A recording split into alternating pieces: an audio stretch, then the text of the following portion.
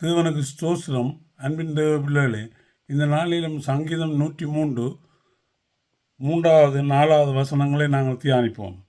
அவரின் உன் அக்கிரமங்களை எல்லாம் மன்னித்து உன் நோய்களை எல்லாம் குணமாக்கி உன் பிராணனை அழிவுக்கு விலக்கி மீட்டு உன்னை கிருபையினாலும் இரக்கங்களினாலும் முடிசூட்டி.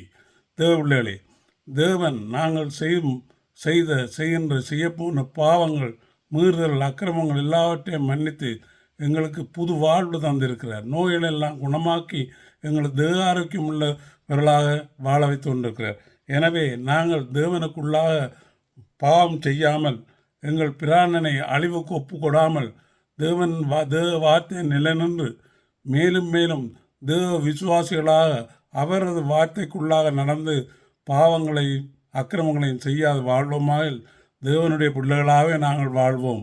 ஆமேன், ஆமேன், ஆமேன்.